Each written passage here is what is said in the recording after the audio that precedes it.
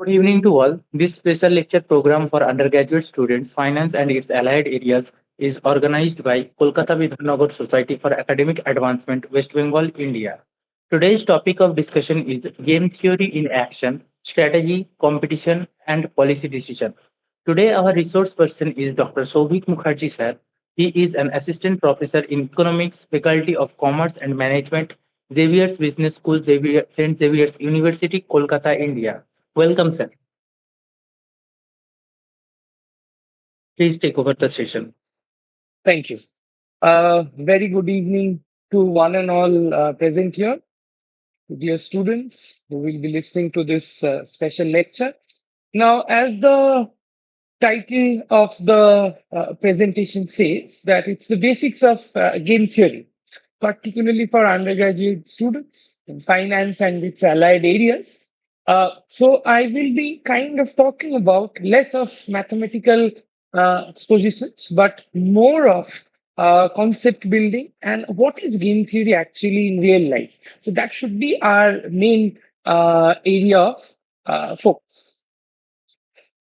So with this, I'll just share my PPT.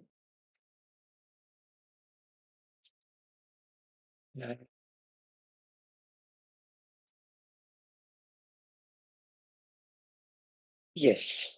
So as I mentioned, that we are in a real life scenario. All of us as human beings, we have to make a choice. Now, the question is, are we making the choice that the choice that we are making, is it only dependent on our actions, or are other people's actions, or they are influencing our choice? That's a major question, and that gives rise to kind of the concept of something called game theory. How do we look at this architecture of choice? What are we choosing? Is it only based on our actions, or someone else's action has something to do with it? So that's basically the game. So the existence of a game will depend on not just my action, but also on the action of others, and how these two collate in terms of determining strategically the final outcome. Now, without going into the technical aspects, let me just kind of motivate by using real life examples so that students get a feel of what exactly does game theory do, uh, what exactly game theory does, and what is this concept of strategic interaction. I give you a very simple example. So it's a football World Cup season going on. So you will find the teams who are awarded penalties. So they are going in for the penalty strike. There are two options that are possible, or two outcomes that are possible. So what is the first outcome? Either the goal will be scored or the goal will not be scored. So if you follow the game very minutely, you will understand the logic that I'm trying to build up here. So you will always find that the goalkeeper or the player who is trying to take the penalty, going to take the penalty kick, they're trying to read what the other is thinking about them. So you'll find the goalkeeper making moves in front of the goalpost, or the footballer is going in for the penalty kick. The player is going in for the penalty kick, tries to play some mind games, stops before kicking the ball. And then what happens? The goalkeeper will jump so to save the ball. So if he misses, it's a goal. If he saves, it's not a goal. So that means my simple question here is what I'm trying to explain through this slide is, you have kicked the ball. So does it mean that your outcome will be a favorable one? The answer is no. Why? Because the goalkeeper's action is also kind of entwined here. It's combined, because if the goalkeeper saves your kick, it's not a goal. If the goalkeeper does not save, it's a goal. So it's conditioned on the action of the goalkeeper. Sorry. Similarly, if you look at a cricket match and try to understand the basic fundamental of strategic interaction, You will find that the captain is trying to set a field for a particular bats and asking the bowler to bowl accordingly. Now, my simple question again, since the football example I gave, I think this will be easier to understand in terms of what I'm talking about. So, suppose the bowler delivers the ball. Do you think that the job is done and the bowler will be success? No. The answer is again no. Or similarly for the batsman hits, and that is it. It's his job. He will get a six or it depends on how the bowler has bowled and whether the batsman is able to hit. Number one. Same for the bowler. The bowler has bowled. Now, how good the batsman is and how well he is playing, he or she is playing, will actually determine that what will happen to the final outcome. So you can understand what I'm trying to build up here, that a game exists where your actions, your fate will not just depend on only your action, but also on the action of the others. So that is simply what we mean by strategic interaction. Now, let me take you through the structure of a game, and then we'll subsequently move to the anatomical structure, the basis of what we do in a game theory. So, what do we have in a game theory? As I already mentioned, so there will be players, maybe one, maybe two, maybe more than that. And see, game theory is I motivated my concept of strategic interaction using sports. It can be anywhere. Take it an economic situation, commercial, social, political, game theory is everywhere. And trying to determine outcomes. I will be taking you through real life cases so that as students, as undergraduate students from different streams, you are able to appreciate how game theory can help you in your respective subject. Though we will be mainly focusing on finance and its allied areas, but it's applicable to other subjects as well. So, what is the structure of a game? The structure of a game is what we call, and one by one, I'll try to explain it to you. So, what is a game? So, it's basically a situation which has, as I already mentioned, two or more than two players in which the fate or the outcome that you are going to get as a player not only depends on your actions, but also on actions of other players. I've already defined the situation for you. It can be anything under the sun. A player can be one person or a group, such as a firm, maybe a political party, a country at large. Is possible. We can kind of think of it either as a singular or as a plural in terms of even a group can be a player. What is a fate or an outcome? What the player is playing for. It can be profit, it can be happiness, it can be goodwill, it can be growth, it can be money, etc., etc. What you expect to gain at the end of this play. And what is an action? It is very, in very simple words. It is nothing but a strategy or a choice that you are making. So you will have to make a choice whether I do this or I do that. So that's a human mind, where we have to kind of understand which choice to make, and that will guide us to the final outcome. Now, what choices we are going to make, that will be dependent on, that is very crucial. You need to understand that part. That will be dependent on not only your set of actions, but also the set of actions that your opponent or other players in the game are taking. So that is the important point here to note. Uh, so, as I was telling you, so this is a sort of a structure. I'll try to clarify the structure I'll try to take you through the nuances of this structure. So you have, if you look at the right hand side diagram, so there are two strategies, A and B. So this is what I was talking about when I meant that there is a choice. So you need to either take A or you need to take B. So it depends on which is the action that you are going to take. So whether you take A or B will give you some outcomes. So that's your fate, remember. So how we define the structure of a game. So that will be your fate. Whether you are choosing A or B will actually determine your fate. That is the final outcome of the game.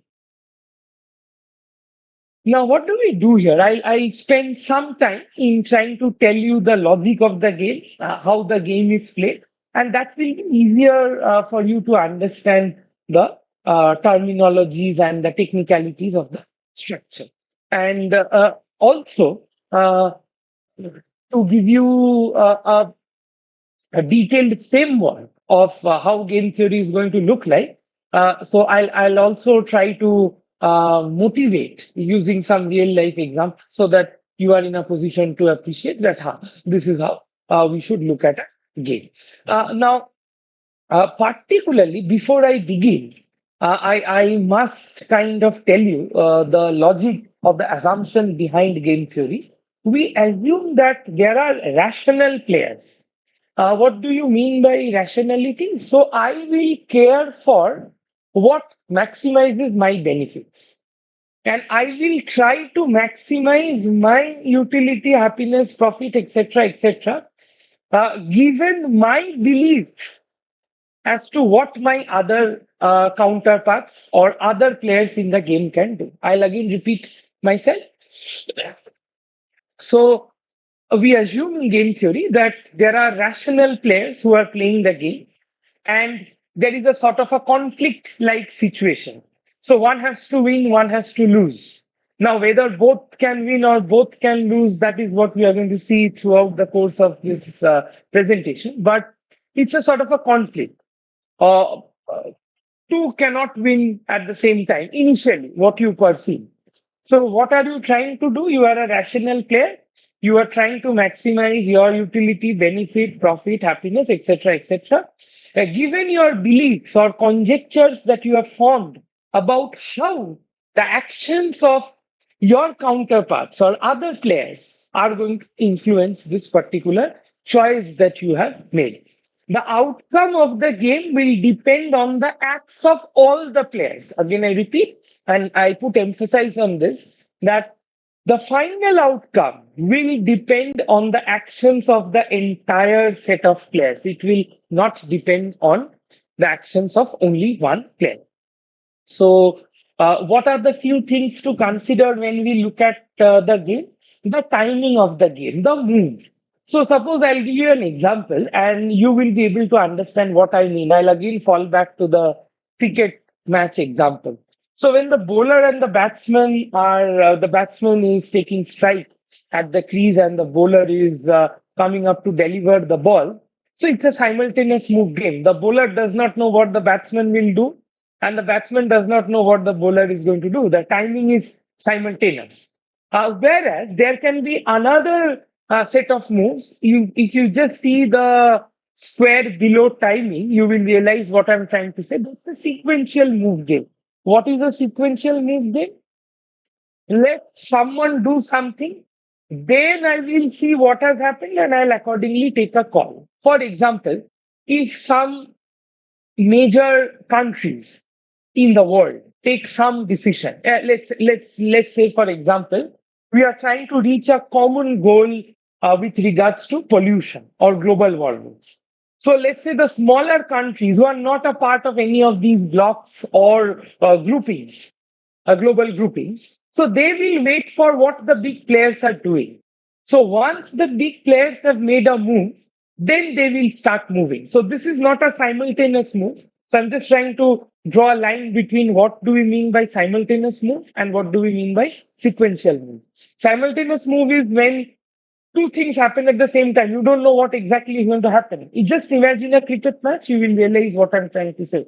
What the bowler does and what the batsman does, you don't know. So the ball will be bowled and the batsman has to immediately play. So it is happening at one point of time. Whereas in a sequential move game, what will happen? Someone will do something, realize their outcome, and then the smaller players will start moving. But you can definitely counter me and say, sir, the bowler has bowled the ball.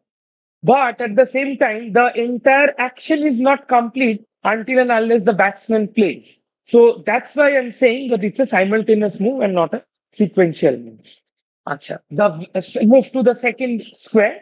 So it's the value of the game. I've already told you. I'm not going to spend time here because it's self-explanatory. So there will be some outcome, some realized output, some profit, some utility, some happiness, something or the other you are going to get. Now, there is a very important thing here. Suppose your gain is someone's loss, or someone's loss is your gain, exactly offsetting. So, like for example, you are gaining a plus 5, and someone is gaining someone is actually getting a minus 5 because of your plus 5. Then actually the sum of the gain becomes zero. So it's called the zero sum gain. So this is where one loses at the expense of the other. So it exactly offsets the value of the gain. And non-zero outcome. Generally, games are non-zero outcomes only. You generally don't get to see zero-sum games, but non-zero games are generally what we get to see.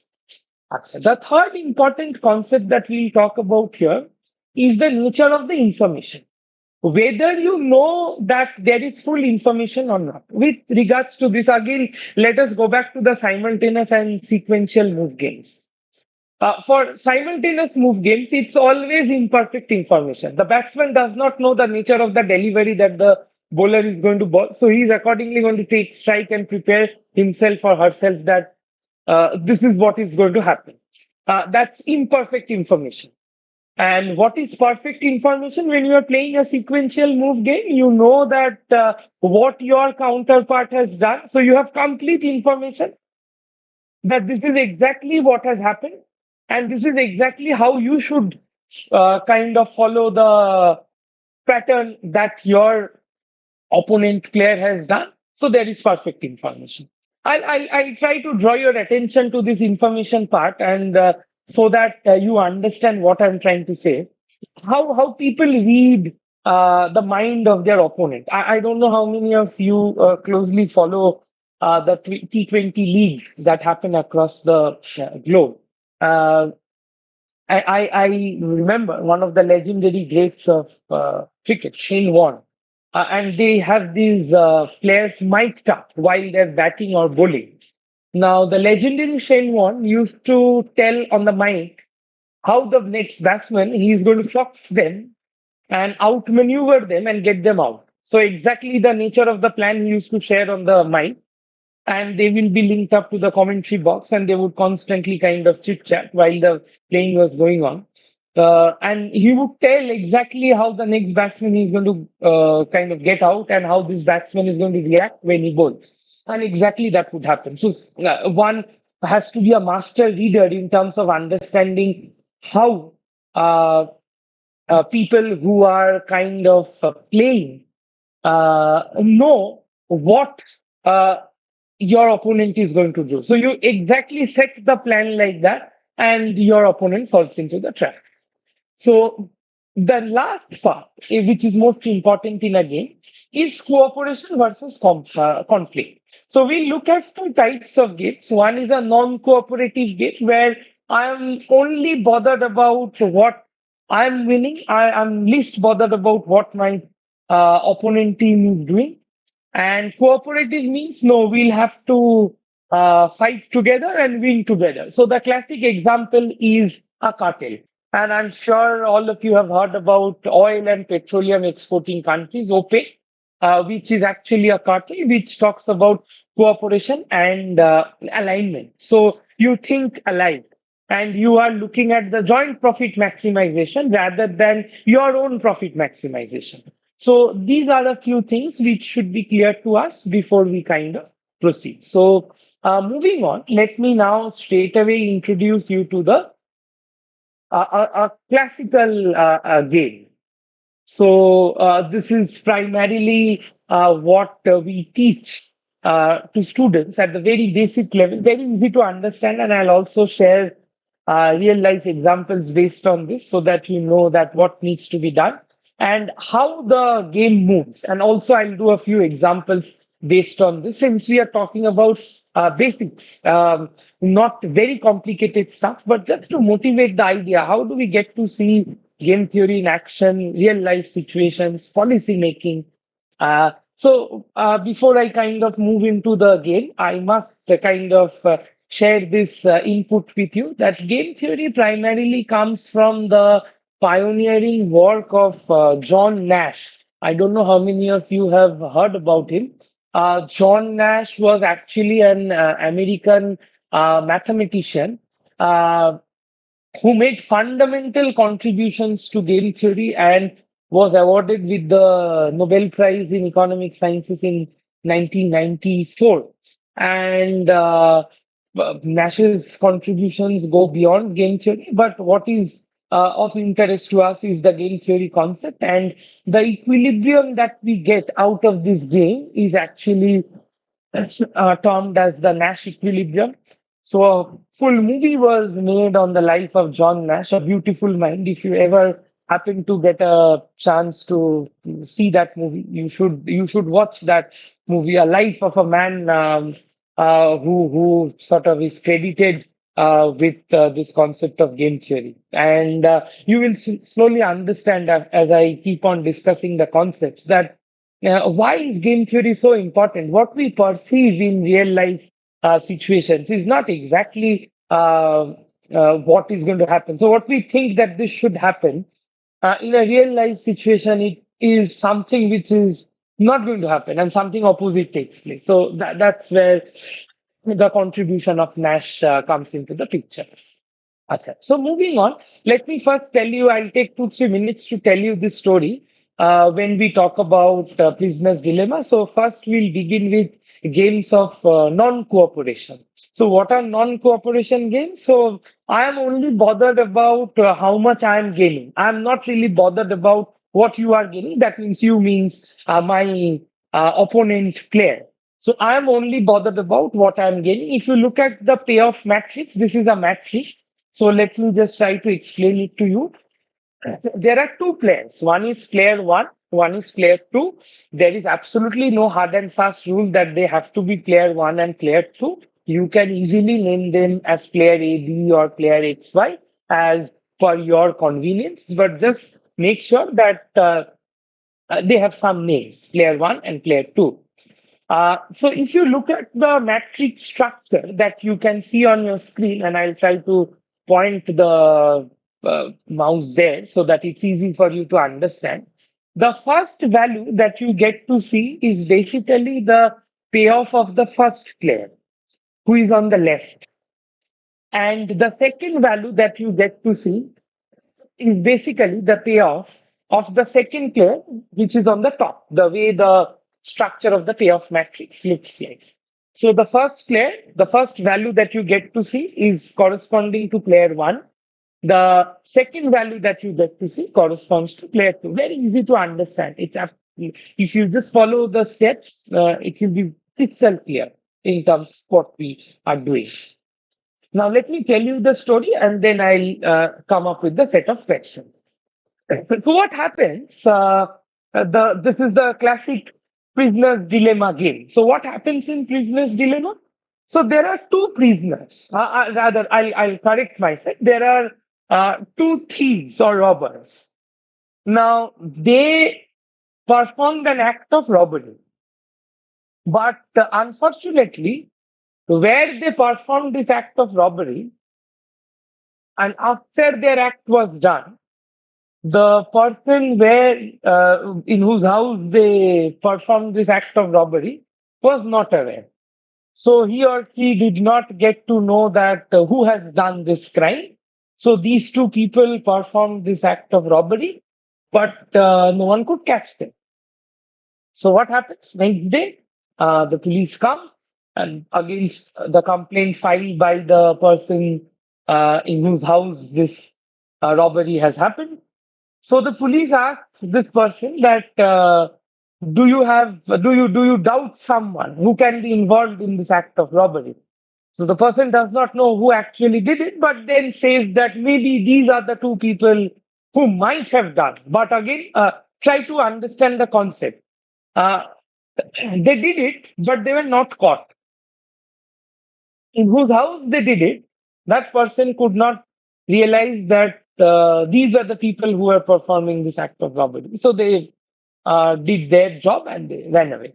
So when the complaint was filed and against which the police came in trying to catch hold of the robbers, Now, when they make, they're kind of seeing that what has been robbed of, and then this person has been robbed of what items and all, and they're making a list like you have normally. I think you must have seen it. So the police ask the person concerned that, do you doubt someone that these people might have done? So the person says, no, I have no idea who have done it, but maybe these two people can do it. They are kind of sort of well known for doing stuff like this. So my hunch says that they might have done it. But again, the word might, not sure what has happened. So what will the police do? The police will catch hold of these two robbers and take them, not arrest them. Mind you, there's a difference between taking into custody and arresting them. So they will say that we'll go for a kind of routine inquiry, and then since the person suspects, so there are two basically. Not I'll also correct myself. Before an act of robbery is established, you should not call a robber or a thief a thief. You should call them as suspects. So the police takes hold of these two suspects, take them to the police station. Now imagine the situation. If both of them are made to sit together, so they will cooperate. They will never open up their mouth and they will not spill the beans that who did it. They will not say, we don't know. But if you split them, so that the first example was of cooperation.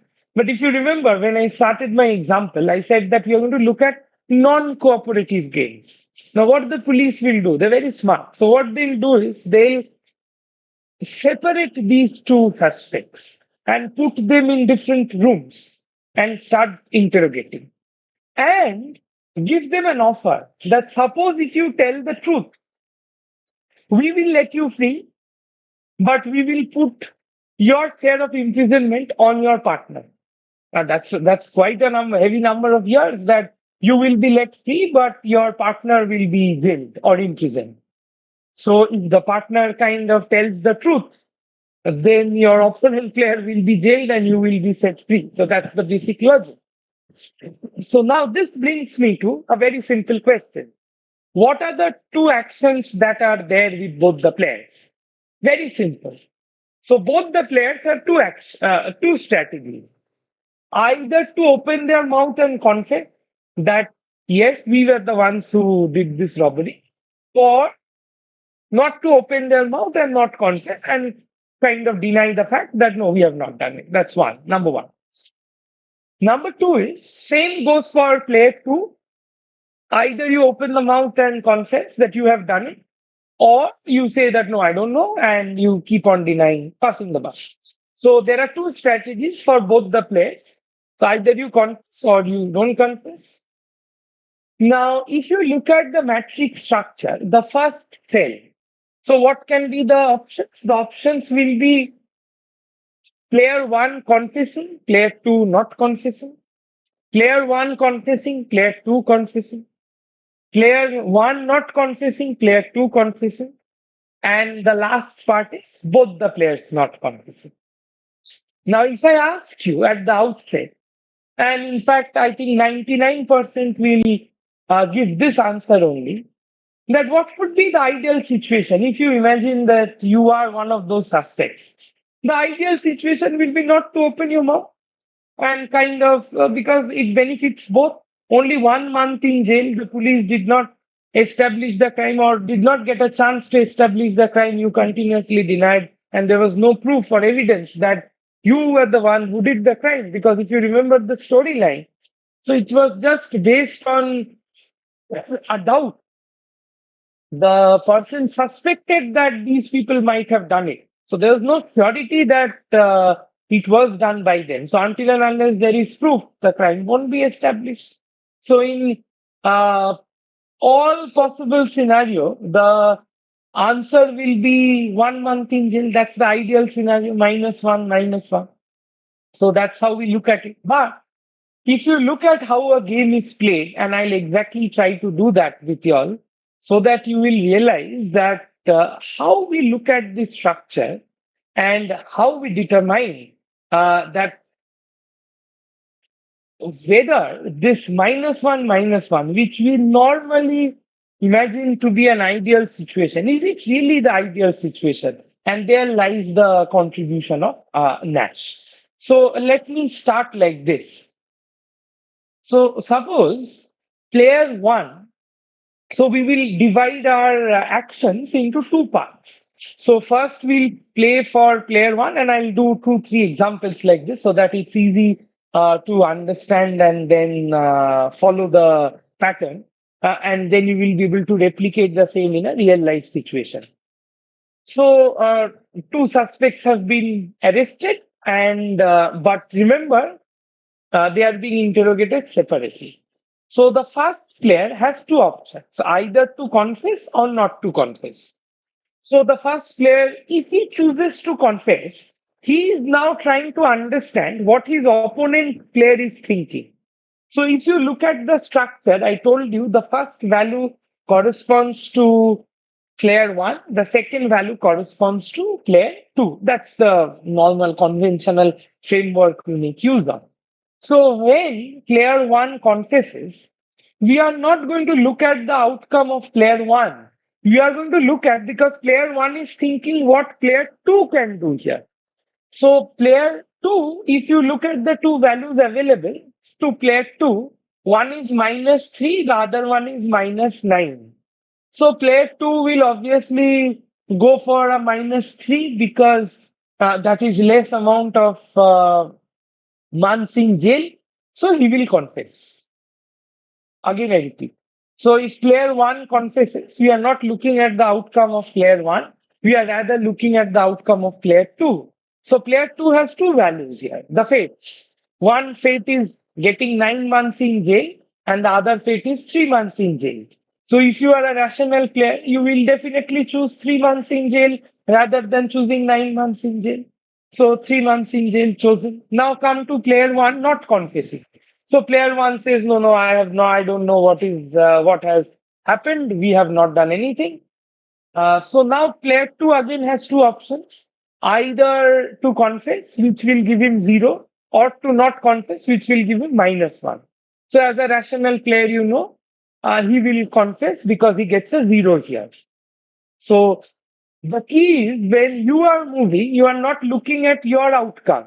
You are thinking about the outcome of your opponent player, and that is accordingly how you are determining the equilibrium value, trying to deduce what the other player is thinking. Now, this is one part. The second part is now we'll move to the side of player two. So if you move to player two side, like I told you for player one, if you move to the side of player two, player two's side will tell you now we are not going to look at player two. We are going to look at the outcome of player one. So if player two chooses confess, then have two options for player one. If you look at this mouse pointer, the way I'm moving, it's horizontal movement, not vertical. Sorry, it's a vertical movement, not horizontal movement. So player one will again have two options, -3 and -9. So as I told you, a very rational player will not take -9, rather will take -3. That is again a confess strategy. Now player two says, no, I don't know what has happened, and does not confess. So then what will happen? Player one's actions will be now there again, if you move vertically, there will be two values, 0 and -1. So as a rational player, you obviously know 0 will be selected, -1 is uh, less than kind of 0. So you will always select 0. So now this completes the structure. Now, if you observe carefully, in the whole process, -1 was not selected. If you imagine the situation, -1 was not selected. I'll again play it for you so that it's easy to kind of understand. So we had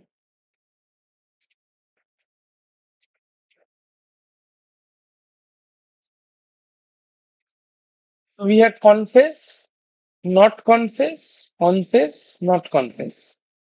So these were the payoffs.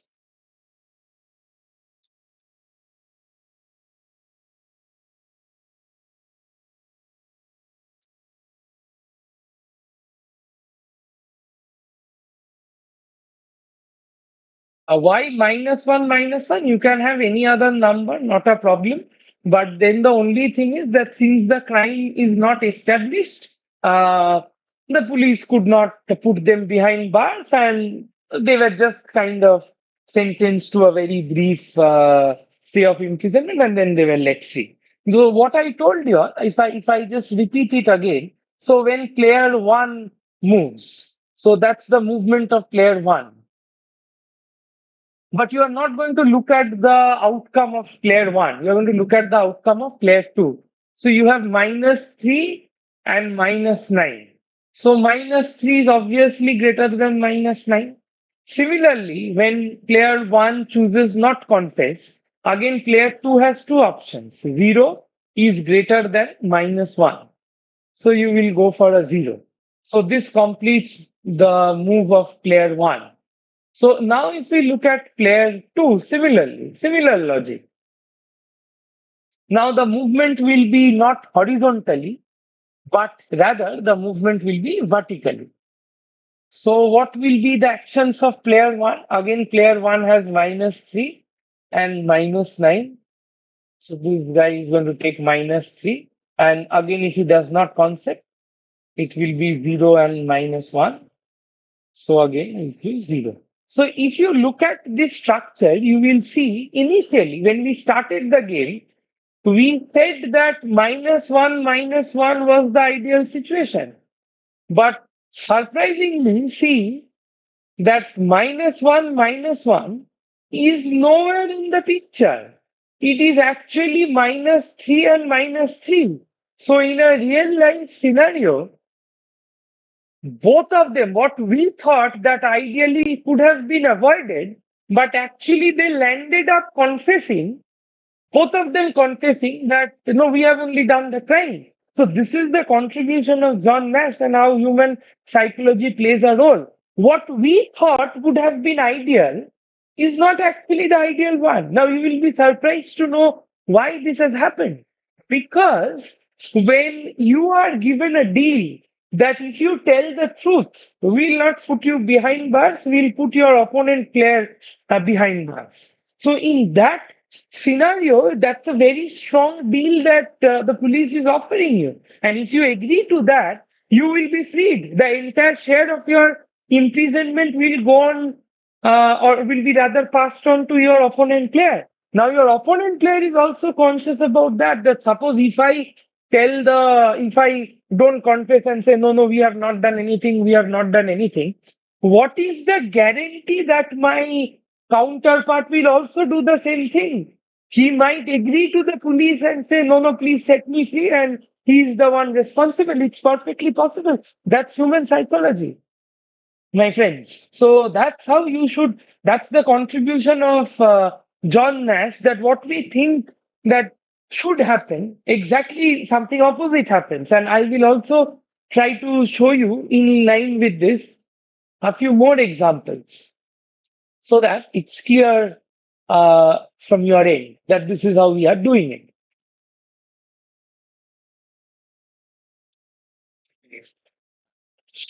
it. Sorry for this changeover. So, what is the next situation that we are getting? Observe the opponent's choice. Think that whether you could have done something better.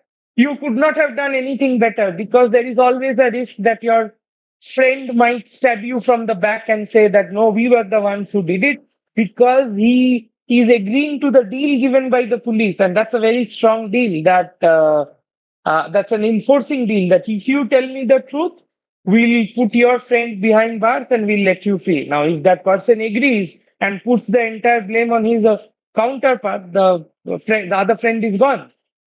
So, how do we define a Nash equilibrium? Nash equilibrium is sort of a stability in human behavior where you do not have an option to gain something by deviating. A very simple terms, again I repeat. Nash equilibrium is a sort of stability in human behavior. You could not have done anything better by deviating from this stance. If you deviate from this stance, you are going to lose. That is Nash equilibrium. That you cannot do anything better by deviating from this stance. So what happens is, and this is, I designed this slide particularly to explain it to dear students, that this is the tragedy of being rational. So being rationality, individually you are rational. You thought, no, no, we'll not open up our mouths in front of the police and then we'll be set free and nothing will happen to us. But actually, this pressure of agreeing to the deal that no, you will not be jailed, but we'll put the entire blame on your friend or your counterpart, and that person will serve your share of imprisonment as well. That is the trap. That's the tragedy of rationality. So this basically explains why countries are not de-escalating but rather escalating the arms race. Because had they cooperated, nothing would have happened. But they're not cooperating. No one wants to stop bombing the other. So I'm also bombing, you are also bombing. I'm also bombing, you are also bombing. So that's the tragedy of rationality, because we only think what is good for us. We are not bothered about that. Is how I started the game, that we only think about what is good for us. This is a sort of a self-centered, individualistic, uh, rational behavior in economics, the way we look at it. And see, what is the fallacy? The fallacy is where you thought that you could have landed with a minus one, with your individual rationality, you actually led to a collective irrationality and landed up with confessing and saying that no, no, we have only done the crime and you put us behind bars. So it is minus three. So what happens is the individual rationality will lead to collective irrationality, and that's the significance and the contribution of a prisoner's dilemma game. I'll show you another example, a classic example. This I already talked about while explaining that confessing is the dominant strategy that you have. It will always give you a higher payoff in this context. If you look at that diagram which I was drawing with the payoff matrix, if you confess, you are always going to get a higher value, irrespective of which player we are talking about, whether it is player one or player two. If the person confesses, it will always lead up to a higher value. I've also done the calculations, what I did in the PPT itself, so that it is very clear for you to follow which numbers we are considering. So moving on, let us move to another game. So how many players do we have here? Same two players. One is person one and one is person two. So the person one has two actions. One is action A and action B. Person two has two actions. One is action C and action D. Now we are going to determine the Nash equilibrium of this game. We'll follow the same pattern that we have been following, and we'll try to come up with the fate, the so-called quote unquote fate, the outcome, the final outcome, how players strategically interact. And I already gave you a few motivating examples from real life in terms of how strategic interaction is determined. You alone cannot do anything. You will not be able to do anything. It has to be the influence of other people's actions, and that will determine the strategic interaction. Single handedly, strategic interaction cannot happen. The moment you enter into a game with someone, I'm calling a so called game, but it can be anything in terms of, we will see a few examples. First, let me do this example with you. So there is 10 to, again, the first value corresponds to player one or person one. The second value corresponds to person two. If you look at the colored values, I have colored the player one's payoff with blue so that it is easy to identify, and player two's payoff with red so that you know which payoff belongs to which particular player. So the first number corresponds to player one, the second number corresponds to player two. If you just follow the sequence of slides in the PowerPoint presentation, you will understand what I am doing, what I told you, and it will be very easy to again do this and carry out in any context. These are all real life games that we play. Just hypothetical numbers we are making use of. So this is the interpretation of the box. So let's suppose we mark H3. What does this H3 interpret? This H3 interpreted interprets that if person 1 chooses action A, person 2 will choose action D, person 1 gets 8 and person 2 gets 3. Very simple. So if I highlight any one box just to make sure that you are understanding. So this 8 cell actually represents that person 1 gets 8, blue number, person 2 gets 3. So the action corresponding to person 1 is A and the action corresponding to person 2 is D. This is how we interpret the box.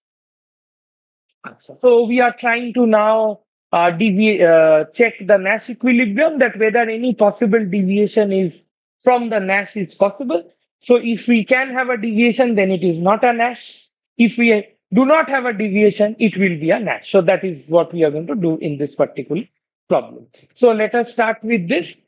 So you assume that you are person 1 and person 2 has played the move. So what has person 2 done? Person 2 has played action C. Now remember my last example. If person 2 moves, person 2 will not choose. The action will be taken by person 2, but we are going to look at the payoff of person 1. So what are the two numbers here? 10 and 12. So what is the best response of person 1 to person 2's payoff? So person 2 has played action C and this person is waiting. He or she will not do anything. He has just played. Now we are going to look at, this is how the mind reading comes into the picture. So now person 1 will see that I have 10, I have 12. Ideally, my best response should be 12. So person 1's best response here will be going in for 12. So 12 is greater than 10. So you can put a mark under 12 that person 1 will choose 12. So this is one part. Now suppose there is another strategy for person 2, that is action D. Now if person 2 plays action D, person 1 needs to choose between 8 and 10. And you are a rational individual, you know 10 is more than 8. So the obvious choice for person 2 will be 10. So you put an underline under 10. So we are done with person 2's movement. Now it's time to move to person 1's movement. So see, I'm doing it both ways. If you see my last example, I first moved person 1, then I moved person 2. But now I moved person 2 first. Now I'm going to move person 1. Just remember that the player who is sitting on the top, or person 2, actually has a vertical movement. The person who is on the left hand side, or person 1, generally, conventionally, will have a horizontal movement. So let us come to now person 1. So person 1 plays the game. You know person 1 cannot control anything. Person 2 will now choose. So there is again a 10 and an 8. So what, uh, there is a 2 and a 3. So what will person 2 do? Will choose 3 because 3 is more than 2. Similarly, if person 1 chooses action D, again person 2 will need to make a choice between 4 and 1. So you know 4 is more than 1, so you have to underline 4. And what you will be left with will be where both the responses of both the players simultaneously match. So you know what I'm going to do, I know what you're going to do. So if you exactly mind read what I'm thinking, and I'm also exactly in a position to read your mind, and our readings of each other's mind matches, we get a dash. And there is no chance of deviation. So again, I repeat. So if our mind readings match, so you are trying to judge me, I'm trying to judge you. So I'm trying to read your mind, and you are trying to make an assessment of, or you are trying to go for a mind reading of mine. So if both our mind readings matches, we get a match. So here, if you see this particular cell, which is 12, 4, is actually where both their actions matches. And this is the only Nash equilibrium that is possible. Why? If you deviate, you are going to get 10. If you deviate in the other direction, you are going to get 10. So there is no point in deviating because 12 is more than 10. So you can double check. Similarly, If you deviate from 4, you are going to get 1. So again, that is less than 4. So there is no point in deviating. So as I said, that what is Nash equilibrium sort of self-enforcing, that there is no unilateral deviation possible. If you deviate, you are going to lose. That's the best response that you could have given to your opponent player. And that's how we determine the Nash. So now let us move to our second example that we were discussing, that the existence of a dominant strategy. Do we have a dominant strategy? What is a dominant strategy? Irrespective of whatever you do, I will always gain by playing this particular strategy. Here in our case, if you look at it, for player one, action B will always give more as compared to action A. Why? 12 and 10 is always more than 10 and 8. If you look at only the blue numbers, because this is for player one. So dominant strategy, we look for individual players, not together. When we play the game, it's a sort of with both the players, but dominant strategy or strategy, when we call it as a dominant strategy, so we define it as irrespective of what your other competitor is doing, you are going to gain by playing this particular strategy. Here we have a dominant strategy. If you look at my example, action B for player one is always going to give more to player one as compared to action A. Why? Because 12 and 10 in any circumstances is more than 10 and 8. I hope I've been able to explain the concept of dominant strategy. So this is a new example. You can just try it out. It's there. This is for your sort of understanding and carrying out a normal exercise sitting back home. If you can just think aloud and try out this example, it will be there, and see what can be an ideal Nash equilibrium. Whether you get unique Nash equilibriums or there can be a possibility of multiple Nash equilibriums, you can try that out. Now let me move to this where simultaneous move game. So you don't know what your other counterpart is doing, and your other counterpart does not know what you are doing. So it's a simultaneously it's happening. Now we move to the paradigm of sequential games. So what are sequential games? Sequential games are that suppose someone does something first, you close your eyes and see what that person has done, and you accordingly follow him or her, and you take a final call. So we generally use a decision tree or a normal form representation of a game. I'll try to show it to you all. Mind you, these are not zero sum games, as I was telling you all. Zero sum games do exist in real life situation, but they are rare.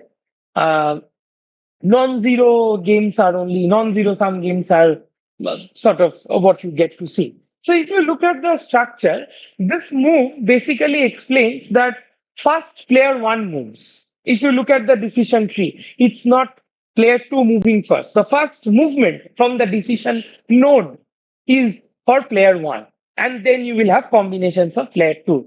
So let me take you through the structure, and then I'll explain how the sequential decisions move. Again, player one and two know here that who has done what. So the earlier games that we did, that was incomplete information. Why incomplete information? Because you were not sure. You were trying to read the mind of your counterpart. But here, you know what the big leader in the market has done. You are exactly going to follow what this leader has done, and accordingly, you see what is best for you. Again, the assumption of rationality will be true here, but the way we solve the game, that will be slightly different. So, what happens here? Let me try to explain it in very simple words. Player one has two options. What are these two options? Either you say yes or you say no. Again, I repeat, either you say yes or you say no. If player one says yes, then what will player two do? Player two can also say yes or no. If player one says no, then also player two can say yes or no. So there will be these multiple combinations that we have. So here we follow something called, this is for your reference. This is known as backward induction. What do we call it? We call it as backward induction. So we'll go in the reverse order and see what should be ideally the outcome of player one. So we are not going to start with player one first. We are going to start with player two first and see what player one should do here. And that's how we solve the game. So since these games are complete information, very easy to understand. You know this is exactly what is going to happen. So it's easy way to fix up what should be the Nash equilibrium. So let us start with this. So if player two, if you break up the two components, I have highlighted, only look at player two pairs. So one is a 20, one is a 10. If he chooses yes, no. Similarly, if he chooses yes, no for the other branch, he will get a 5 or a 10.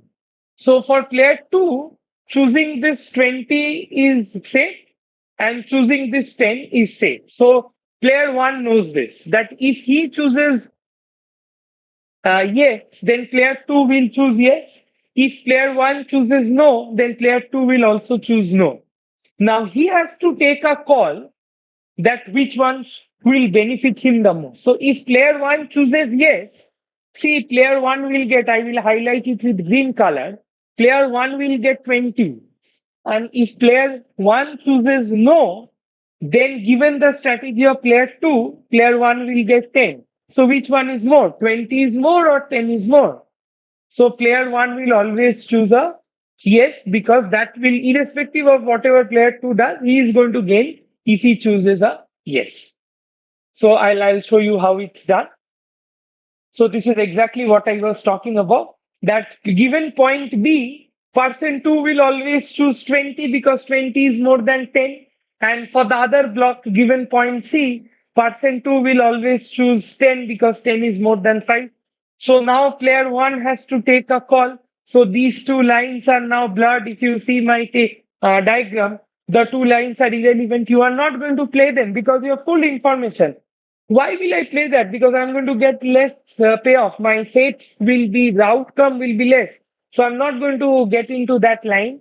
And I will either choose from a 20 or a 10, like I've highlighted. And it's very, very kind of sort of easy to understand that 20 will be more than 10. So a player like player one will always choose yes, because that is going to give him a 20. So in summary, what do we have? So simultaneous decisions will give us a Nash equilibrium. Sequential decisions will also give us a Nash equilibrium.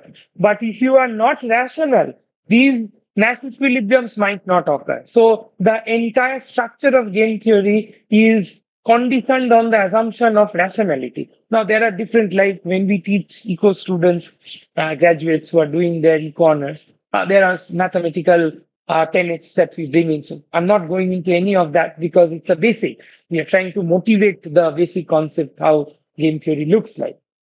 So the concept of rationality matters. This I've already explained in terms of zero sum game and non-zero sum games.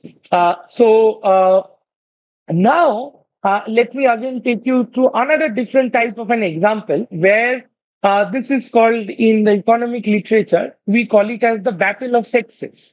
So a husband is there and a wife is there. Both of them want to spend the evening together, but husband wants to watch a football match and the wife is planning to watch an opera. So they are not, their decisions are not converging. So they, what they want, the basic idea is that they want to be together. So if they want to be together, and if you look at this game that I am showing you, the basic rational framework is they want to be together. They're two players. They want to spend the evening together. But their decisions are very different. Now, one wants to watch a football match, one wants to watch a movie or listen to an opera, but they want to be together. So, how do you play the game? So, if you play this game like I was teaching you, you will find that there will be two outcomes. One will be 2-3, other one will be 3-2. The others are 0 because they never want to stay kind of in two different places. They always want to be together. So if they are staying in two different places, their outcomes are zero, which they don't like. So they will always try to be together irrespective of what happens. So what are the two possible outcomes? One is that the uh, husband will get to see the thing of his choice. Wife will also see that. And the second is wife will get to see the thing of her choice, and the husband has to follow that if they want to be together. So this is a case of uh, two Nash equilibria. So you're not getting one equilibrium, but there are two Nash equilibria, and both the cases are sort of stable Nash equilibrium. Now, what happens if I again ask you to solve this? It's very easy, like we did in a sequential move game. Now, suppose the husband moves first. If I change the simultaneous move to the sequential move, the husband moves first. The wife has perfect information what the husband is going to do. So the wife will take a call what benefits her the most. So here, if you look at the particular structure, you will realize what I'm trying to say. This is a beautiful example of countries going into groupings and non-cooperating. So it might so happen that you are not fully agreeing to the balance of power. Like, for example, I'm sure you must have seen that from the European Union, Great Britain exited. It was labeled as Brexit. After staying in the EU for so many years, Great Britain exited. So it did not kind of happen. Even OPEC, oil and petroleum exporting countries, the very recent exit, which kind of there were so many reports in the newspaper in terms of the stability of OPEC or the cartel that we had. So this is a classic example in a real life scenario of countries coming together, even if they are kind of thinking alike. They would like to come together, even if that means that to some extent they are sacrificing their share, but they don't want to go to opposite directions. And that's the root cause of what we get to see in today's world, that countries are fighting. There are some groupings, some regional factions. So globalization has come down to this fragmented blocks, and the era of regional blocks are coming up. Now, moving to another very classic example of incomplete information is an auction. Now, let me kind of give you a very classic. I'll always fall back to examples from the cricketing field.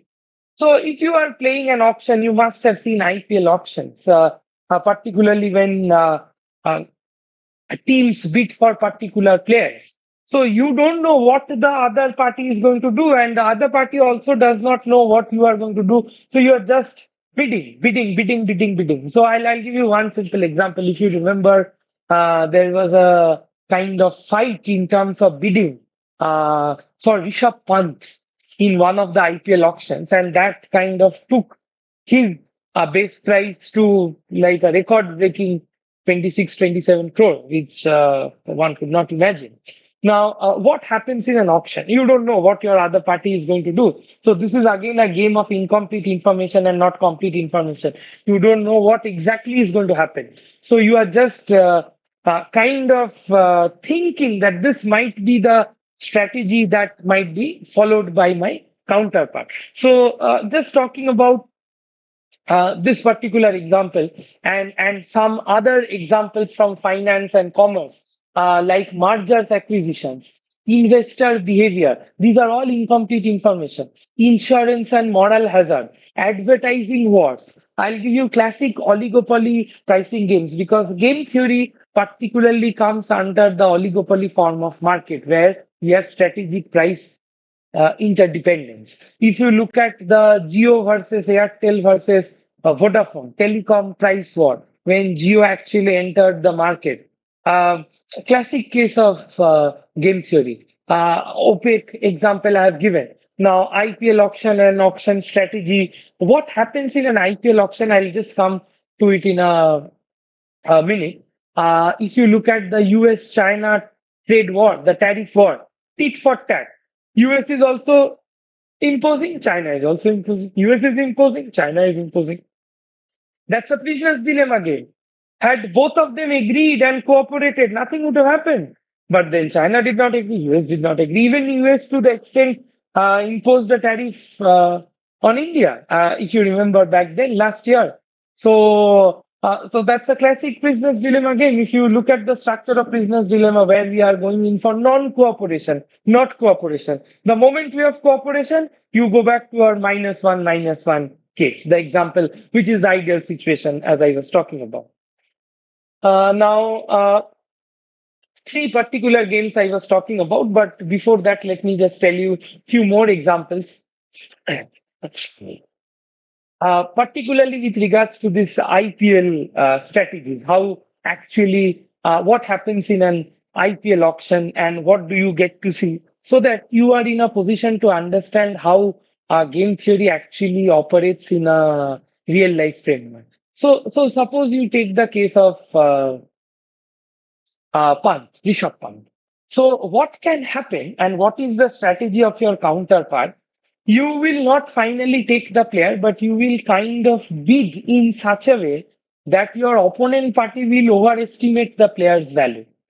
So there is a rational strategic premium that you are kind of giving to this particular player and making your opponent party. You might not gain, but you are that's the most kind of rational strategy. You want your opponent to lose because what is happening, the winning franchise is celebrating. But from the game theory perspective, what the question that we need to ask is, did they actually win?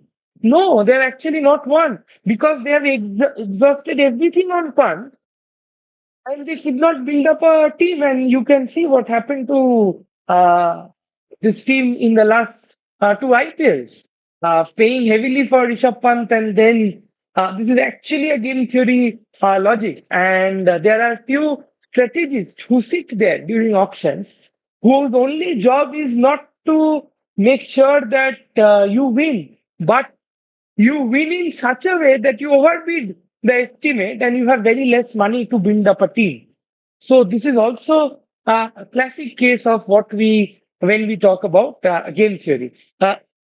So how the purse constraint can change the game. So they are all examples of scarce assets, and game theory also has a special place for them. So the core game theory lessons that we can think of in terms of our understanding will be strategic interdependence, the valuation part, the signaling. That means what mind reading are you doing? Are you in a position to correctly read the mind of your opponent player? And like if you look at the three different examples that I have shown, one was a prisoner's dilemma with a real life, with so many real life examples that I gave. The second one was a battle of sexes game where countries tend to cooperate or non-cooperate. And the third one is an auction. If I don't know how many of you are aware about this, eBay actually, when it came into the picture, was the number one auction site and still has a larger chunk of the market share, outsmarting Google and others. Why? Because there are no lots of network externalities which keep on operating there. And since the very beginning, they have been able to establish this network in such a way that people know. So, where will you go for auctioning something? Where there are more bidders? And where will the player who wants to buy something will go? Where there are more sellers. So this is the network externality. Sellers want buyers, buyers want sellers. So we'll go to the place. So that's how you capture a market share. So three different forms of the game that I have talked about have three different logic, and in different real life examples you can apply them. So what basically happens in a game theoretic situation is basically also I'll take an example and we'll close with that. Uh, in kind of I'll take an example of a company which will be here for you all to yes. In US, Walmart, I think you've heard about Walmart. Walmart is a big name. Now, Walmart stores are a big hit, huge hit in the United States of America. The key was Walmart's expansion strategy. So what they did was that in a particular city where the population was kind of 1 lakh or more than 1 lakh, they started opening these discount stores and created local monopolies which would deter the entry of other players. Why? Because you will see, "Arey, there is a big player like Walmart. If I enter, then I might lose." So what they did was they played a strategy war, and in trying to play this strategy war, uh, they were creating local monopolies. So these discount stores that had opened in larger cities were competing with other discount stores. So other discount chains realized that Walmart was having a kind of a profitable strategy. So the issue became who would get to each town first. Now, by the time the competitors realized that they had to move into another town to capture the market, Walmart was already there. So Walmart's success was the success story that Walmart had in the US was basically because of their expansion strategy, where they gave a credible threat and said that they made a commitment that we will open local stores and we'll try to enter the market. By doing so, what would happen? It's again a prisoner's dilemma game. You are not competing. You are not cooperating with any of these local stores. The local stores don't know what Walmart is going to do, and Walmart does not want to bother about what the local stores are going to do. So Walmart enters first and captures the market. Now the local stores don't know what to do. So had they cooperated with Walmart, they would have gained, but they did not, and they started suffering losses. And Walmart is a huge hit in the United States. Even the same thing. I'll take a few examples from US only so that it's easy to understand. uh, in airlines industry in the US, again, there's a classic case of both competition and collision. American Airlines back in 1980s was kind of charging the lowest. So what made them so attractive to the other airlines? Because they were not only reducing price competition, but they were forcing other competitors to come and join them. Otherwise, they would not exist. So imagine Indigo in our Indian context. So more or less on the cheaper side. So American Airlines back then, what they started to do was that they were proposing that every airline should follow a similar price structure. Now, why should someone listen to American Airlines out of the blues? But what they started doing, they started lowering their rates to such an extent that everyone had to fall in line. Otherwise their market share would kind of go. So again, a sort of a prisoner's dilemma, because had they cooperated, they would have earned more, but they did not cooperate. And American Airlines played a smart move by reducing their prices. So, in a way, they not only lost, they made it up by having huge kind of participation from American people who would travel, and the market share was slowly shifting towards them. But look at the other airlines. Had they realized and cooperated and charged a lower price, then they would have benefited. Again, a classic business dilemma game. So, just to end with this, that game theory does not dictate what human beings will do. Instead, what it does, it reveals rules, payoffs, and structures of the board that you are already playing. All of us are playing, but we need to realize the structure of the board on which we are playing, and whether the nature of the move is whether you know that I know you know, or I don't know what you know about me, you don't know what I know about you. So these are the two nature of the games that we are into. I know that you know that I know what you know. And the other part is I don't know what you know, and you know that I don't know. So there are two types of games that are happening. So we need to realize the board on which we are playing, whether it's a sequential move or a simultaneous move game. So in terms of the basics, I think this will help you. One or two examples there I've left in the PPT. You can try it out. From any field, you can try out these exercises, particularly from political science, international relations, economics, finance, commerce. These examples are kind of what you get to see in real life. Hopefully, it will help you. Thank you so much. I'm done, sir. Over to you. Thank you so much, sir, for this wonderful session. I hope we will get your lectures in the upcoming series also. Thank you so much, sir. It Sure, was sure. really great Thank you. written. Thank you Thank so you. much. Thank you. So Thank you. with this, we are concluding today's session. Thank you. Thank you. Thank you. Thank you. Okay. Thank you. Thank you, Lama sir.